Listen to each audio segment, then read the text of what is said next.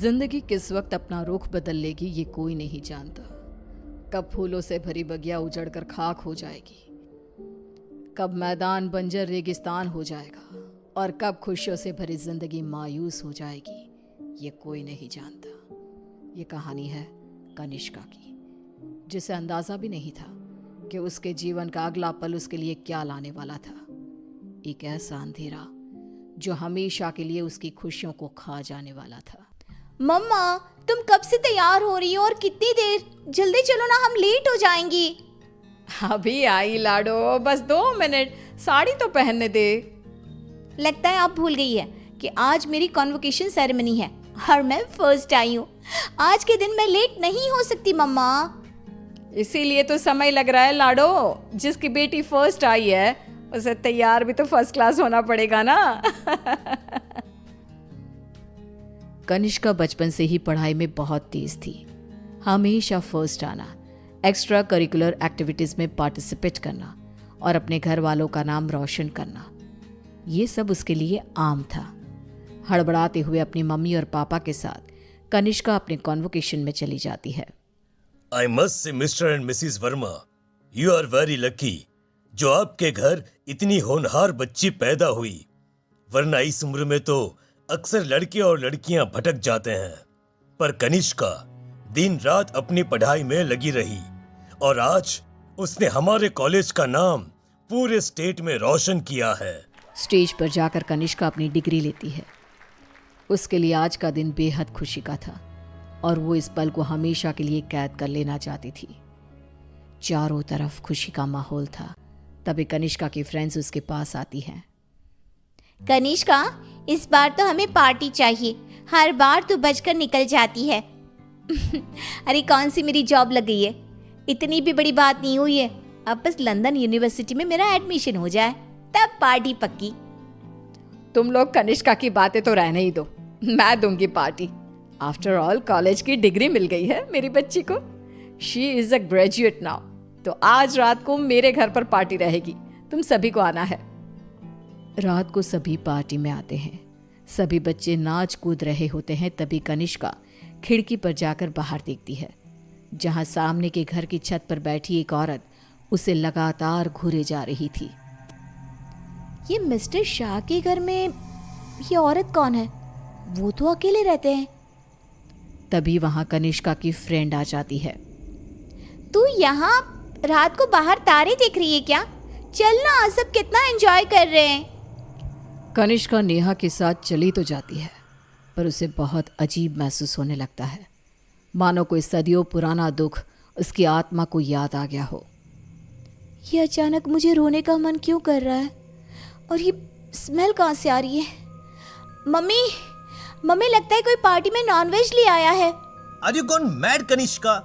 We all know कि तुम्हारी family vegetarian है। तो ये सड़ी हुई मछलियों का गंध कहाँ से आ रहा है? क्या मजाक है ये कहकर कनिष्का जोर जोर से चीखने लग जाती है। कनिष्का की आवाज सुनकर गौतम वहां आता है। ड्रामा मत करो कनिष्का, बस इसी कारण से ही मैं पार्टी वार्टी पसंद नहीं करता। चलो जाओ जाओ अपने कमरे में। सभी अपने अपने घर चले जाते हैं और इसके बाद कनिष्का का बिहेवियर और भी खराब होता जाता है। रात को 3 बजे अचानक उठकर कनिष्का दीवारों से बातें करने लगती है। उसकी आवाज सुनकर रीना भागते हुए आती है। अरे बेटा, इतनी रात को तुम यहाँ पर क्या कर रही हो? और दीवार को देखकर किससे बात कर रही हो लाडो? कोई नहीं है यहाँ। रीना कनिष्का को सीने से लगा लेती है। कनिष्का का शरीर बहुत गर्म था। रीना ये देखकर सोच में पड़ जाती है। आज तक मेरी बच्ची ने कभी ऐसा बिहेव नहीं किया, आज क्या हो गया है इसे? शाम तक तो बिल्कुल ठीक थी और अब अचानक इतना तेज बुखार। ये सब क्या हो रहा है? रीना भागकर थर्मोमीटर लाती है और कनिष्का का टेम्परेचर चेक करती है, पर उसका टेम्परेचर बिल्कुल नॉर्मल था। ऐसा कैसे हो सकता है? ये सब क्या हो रहा है? अचानक मेरी बेटी को किसकी नजर लग गई? रीना अपनी बेटी के साथ ही सो जाती है और अगली सुबह डॉक्टर को बुलाती है, पर डॉक्टर के टेस्ट के बाद भी सब कुछ नॉर्मल ही निकलता है। अब ये क्या नया लफड़ा आ गया है? एक और नया खर्चा। ये क्या कह रहे हैं आप? जब तक कनिष्का टॉपर थी तब तक आपकी बेटी थी और आज बेचारी बच्ची तकलीफ में है तो ये सब कहने लगे आप। रीना और गौतम में बहस हो जाती है। गुस्से में गौतम घर से बाहर निकलता है, जहां उसे पता चलता है कि मिस्टर शाह अब नहीं रहे। वो घर आकर कनिष्का के पास बैठी रीना को इस बात की खबर देते हैं, जिसे सुनते ही अब तक सोई कनिष्का अचानक मुस्कुराने लगती है और भागती हुई अपनी अलमारी खोलती है और सारे सामान को बाहर बिखेर देती है। क्या ढूंढ रही है बेटा, मुझे बता लाडो। इतने में कनिष्का के हाथ कैंची लग जाती है, जिसे लेकर वो अपने सर के सारे बाल काटने लगती है। मिल गया मम्मा, मिल गया। ये क्या किया तूने? अरे क्या हुआ है लाडो तुझे? मुझे पता, तूने कल से कुछ खाया भी नहीं। कुछ खा ले बेटा, कमजोर हो जाएगी। पेट भर गया है। कितनी उल्टियां भी की मैंने, पूरे के पूरे शाह को खाकर बैठा हूं मैं। खाकर बैठा हूं? ये सब क्या कह रही है तू? बाथरूम में जाकर देख ले। रीना बाथरूम में जाती है, जहां बेसिन में नीले रंग की उल्टी थी, जिसमें मांस के टुकड़े थे, जिसे देखकर रीना को भी उल्टी आने लगती है। वो भागकर वापस कनिष्का के कमरे में आती है। सुनिए जी, हमें जल्द से जल्द कनिष्का को किसी पंडित जी के पास ले जाना होगा। ये कुछ और ही है। आज के जमाने की होकर तुम ये सब क्या कह रही हो? ऐसा कुछ नहीं होता। गौतम अपनी पत्नी की बात को इग्नोर कर देता है। इसी तरह दिन बीतने लगते हैं। भूखी रहने के कारण अब कनिष्का के शरीर की हड्डियां भी दिखने लगती है। उसकी आंखों के नीचे काले गड्ढे आ चुके थे। अब मैं किसी की नहीं सुनूंगी, बहुत हुआ। रीना अपनी जान पहचान के एक पंडित जी को अपने घर पर लेकर आती है, जो कनिष्का की हालत देखकर ही समझ जाते हैं। बच्ची की हालत बहुत खराब है, इसे मैं नहीं संभाल पाऊंगा। ये मेरे गुरुजी ही कर सकते हैं, जो कुछ ही दिन पहले साधना के लिए हिमालय जा चुके हैं।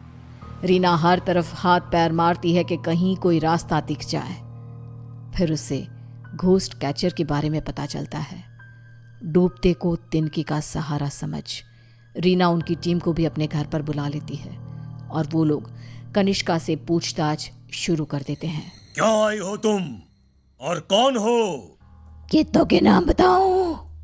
मतलब तुम एक से ज्यादा हो, एक से ज्यादा हो इस लड़की के शरीर में। बताओ बताओ कितने हो?